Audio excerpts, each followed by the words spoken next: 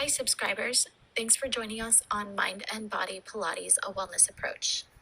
Today, we have a class planned for cyclists. Let's go ahead and start with our knees bent, arms outstretched. We're kneeling on both knees to begin in our thigh stretch.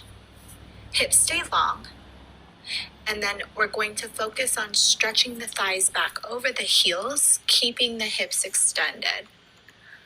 I like to visualize lengthening the front of my body back over my heels and then sitting back up again.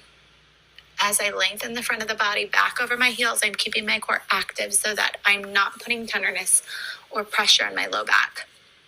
Range of motion is small. Your quads are working. The back of your hips are working along with those hamstrings. The entire upper thigh is active, and this is a great active stretch for any cyclist. Most commonly, people who spend a lot of time on a bike have tight hip flexors. So here we are reversing those tight hip flexors and extending them.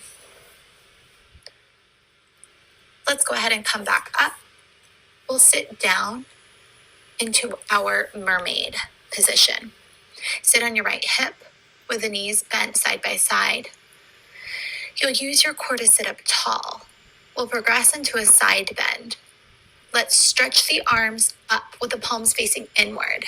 Begin to lower the left hand down to the floor so it's right outside the hip, behind your knee. Extend the floating arm up and over the head, allowing the entire right oblique to lengthen and the spine to extend. Now slowly lower the hips back down and extend the floating arm out to a T. We'll do this 3 more times. Lift the pelvis up, cinch the lower waistline and extend the upper waistline, and then slowly lower back down. Once more. Go ahead and let the pelvis find the mat. We'll move into our pigeon. Extend the top leg back. Keep the right knee bent where it is, with the shin parallel to your pelvis. As the leg extends back, twist the hip forward. Fingertips will stay light, and if your flexibility allows, you may drop to your forearms.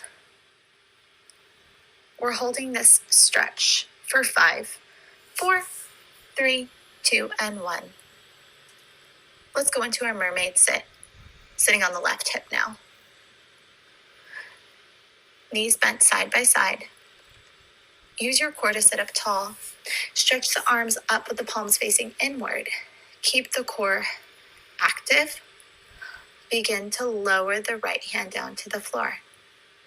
Extend the floating arm up and over the head, allowing the entire left oblique now to lengthen. We'll lower the hips back down with control, extending the floating arm out to that T, and then reversing that movement back up. Activating the lower oblique, lengthening the upper oblique. Last one. Go ahead and let the hips find the mat. Pigeon, extend the top leg back. Keep the leg or left knee bent where it is, with the shin parallel to your pelvis. As the right leg extends back, twist the hip forward. As always, keep the core protected. If you chose to progress the stretch and drop to your forearms on the other side, do your best to mimic that movement here. We're holding it for 3, for 2, and 1. Let's lay on our back, figure 4, with a forward flexion, so a chest lift. We'll lay on the back in that supinated position, bend the right knee across the opposite thigh. Draw the leg to tabletop. My hands will interlace beneath the nape of my neck. My entire spine stays anchored to the floor to start. Now let's chest lift up, keeping an egg-sized space beneath my chin. Lift the head, neck, and shoulders. Pause at the top of your chest lift and begin to spiral the spine towards your right knee, being careful to rotate from the ribs and the torso rather than forcing that rotation with shoulders. Once you rotate, you'll square off again and melt back down onto the floor. We'll repeat.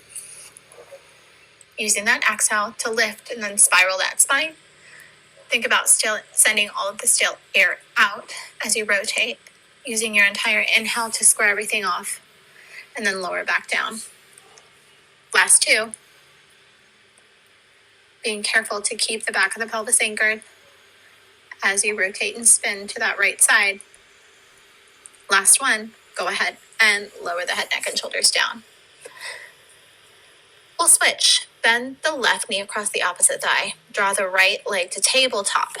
My hands will interlace behind my head here, and my entire spine stays anchored to the floor and imprint.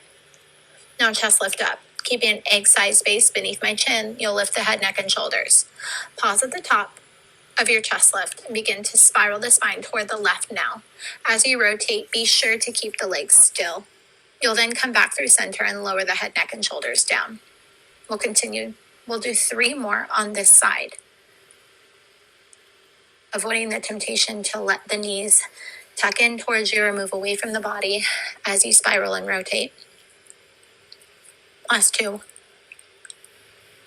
Using that strong exhale to help you round the mid back away from the floor and then rotate. We've got 1 more. Go ahead and lower the head, neck, and shoulders down. Pike to plank. Plank on the hands, nose over knuckles, hollow armpits. Now extend the legs back into a plank. Begin to pike the hips up as you send the heels down. You'll hold this pyramid position at the top. Let your ears drop towards your biceps and begin to prance, bending one knee forward and then switching. We'll feel a nice stretch in the backside of our legs, our calves.